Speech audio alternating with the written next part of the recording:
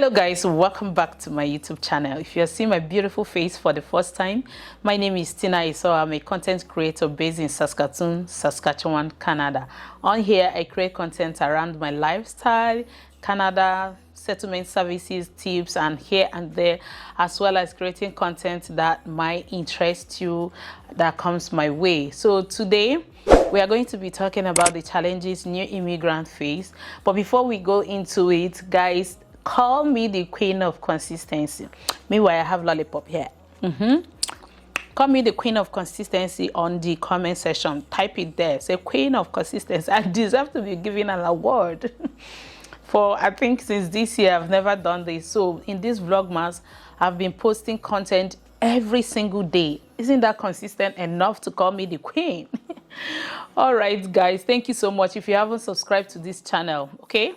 Today you're subscribing for the queen of consistency. Subscribe, turn on your notification bell so that whenever I upload any video, you get notified, and smash the like button for me, okay?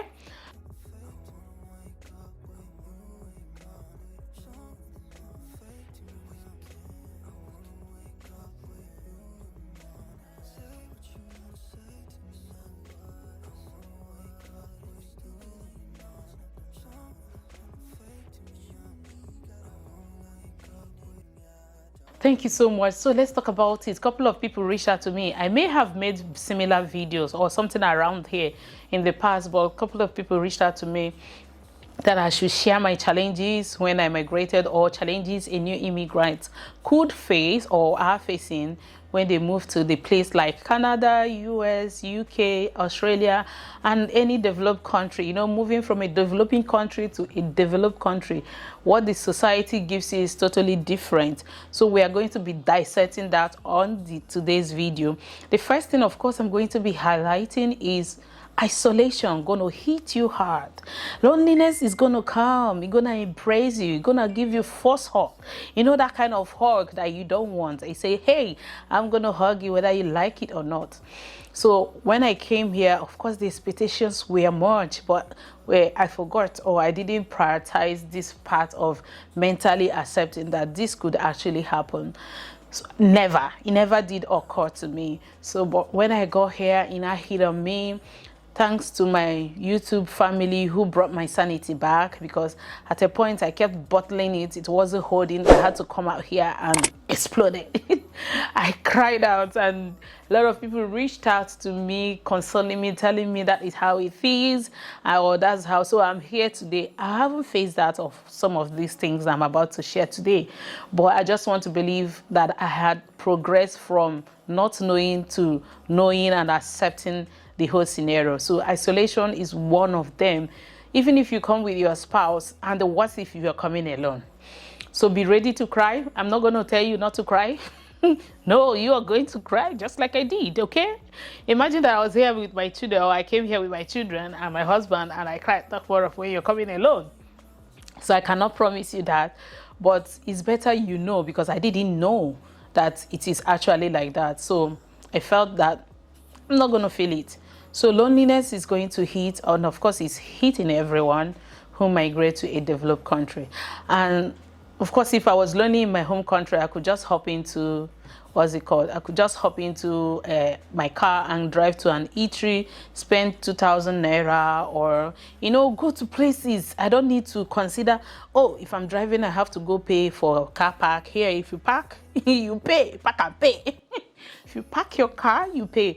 But there's nothing like park and pay. You could park anywhere on the road, the field, anywhere. So these are the factors you have to put into consideration, the challenges that new immigrants face when they move to a developed country like Canada, okay? And the second thing, of course, if you're lonely, you're missing things. Aside missing hanging out, you're missing your family and friends. So they are not going to, you will definitely meet people who might not like you. You could meet someone on the walkway, on the hallway, you say hello. You know that person heard you, but no response. And you're like, did I not just greet this person now? They heard you, but they don't understand what your hello means. They don't understand your good morning, because they're not used to it. It's not their lifestyle. It's not in them to greet. You know, of course, it's going to bring a little frustration to you. But hey, you better be forewarned that not everyone you will see will like you. You're going to meet those people you love, your family, your friends. I could stay on the phone for 2 hours with my sister talking about things that are relevant and irrelevant. Hey, my husband do me this, my friend do me this, you know, this person, this village person, you know, talking about things that makes us happy, that occupies our lonely moment. But imagine the time difference. I'm awake now, she's asleep. And when I'm asleep, she's waking up. She can't call me. So, or you have parents like my parents. I got them an Android phone. They can't operate it. My dad is over 80. My mom is approaching 80. We've taught them, but it's not working. And you even try to call, the phone could be in their bedroom while they're outside.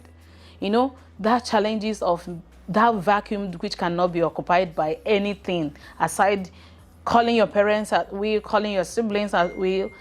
If it's not there, of course, it's going to affect you. If not physically, going to mentally affect one. So be prepared. Be prepared to be sick of dialing and not picking. Something like be prepared to be sick of me, be sick of it. And you could, just like I said earlier, you could meet someone that doesn't like you. Like I experienced one of the occasions I went to one of the grocery stores to buy something. When I finished buying, I came out, I was just doing my vlogs like a content creator, showing my face, talking, walking around my car. My husband and my children were in the car. Do you know someone called on the security on me that, hey, they should go check that lady, she's acting funny, you know, that kind of thing. And the security walked up to me. I was like, do I look insane? She said, no. How do I look okay? She said, yes. So why would the person, who is that person? He said, no, he has gone. I said, I would really like to know what the person said. But they were like, oh, I should chill, do my thing and go. So there are people like that, just by seeing you, your skin color or whatsoever, they may not like you, and that could put frustration on you.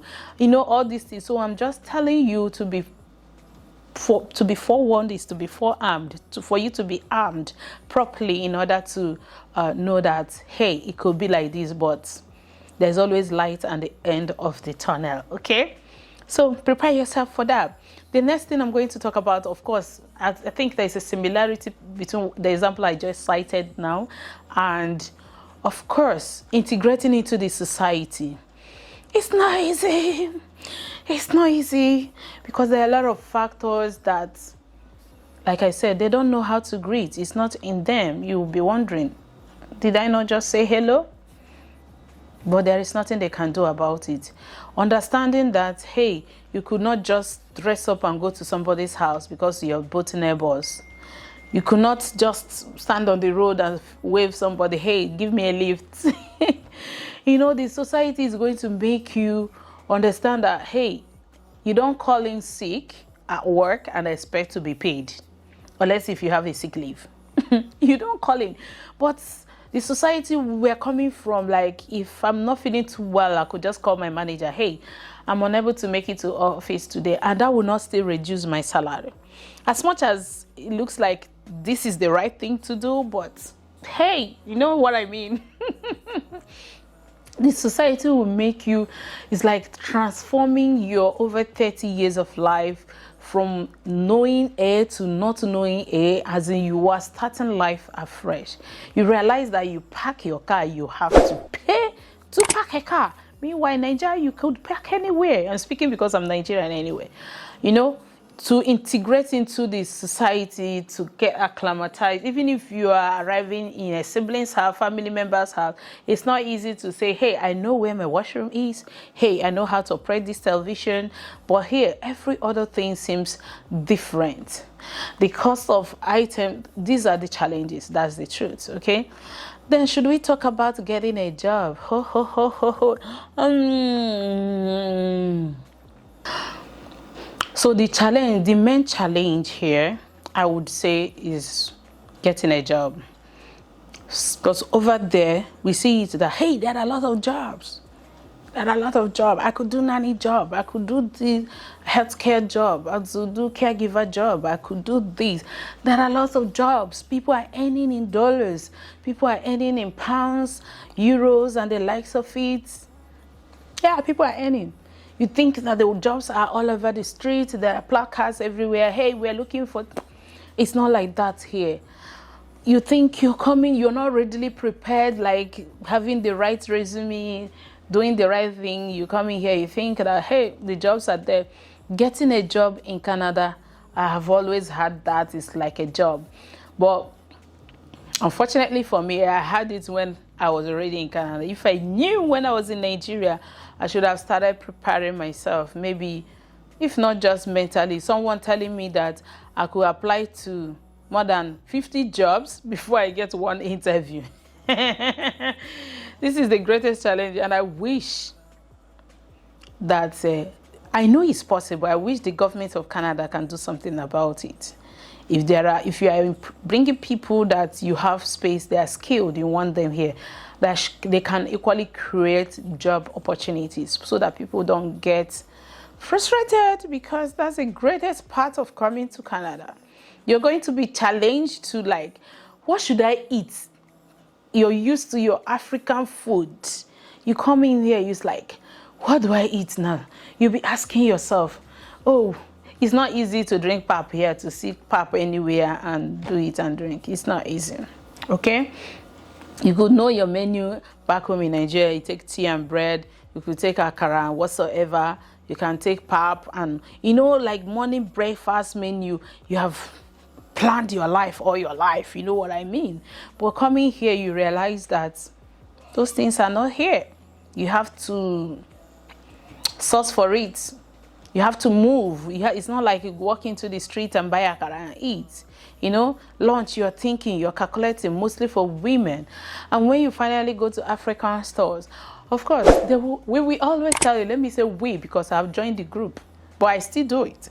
I know you don't calculate, you don't compare the naira with dollar now. No, you're still converting. Stop converting. You get used to it. I am not used to it yet, because I know things are hard in Nigeria. I went to Nigeria a couple of months ago. I know things are hard, but whenever I'm buying things, I always check the equivalence. I say, what? In Nigeria, could I buy this? Same, even far better, but you find out that you're buying it more expensive. So African foods here, of course, that is going to be a huge challenge. If you're not coming in with that whole lot of money, it's going to be a huge one, okay? There are other challenges. I don't know if you're on here, you have moved to any of the developing countries. Do let me know what were your challenges, or what did I not mention here that you found challenging. Of course, let's not forget about your relationship.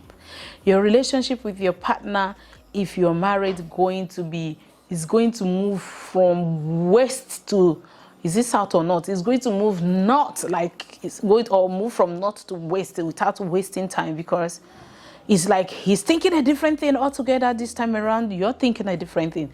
He's trying to think, how do I get a job? You're thinking how to get a job, how to make food, how do I know where to go this way? So your relationship is going to be paused. Going to at a point be like, hey, you gotta wait.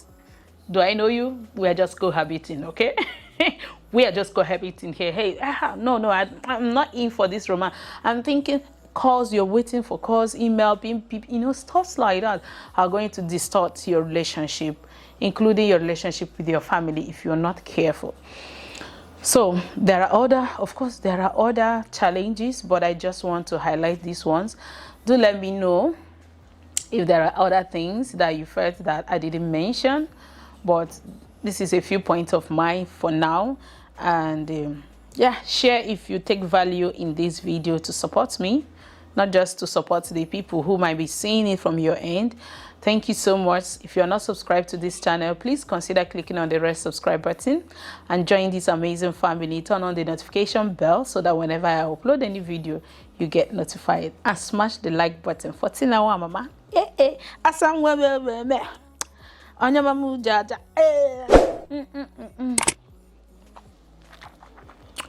This sweet has been calling me to come and take it. Take it, finish this video so that you lick it. I'm finally taking it. Bye, guys.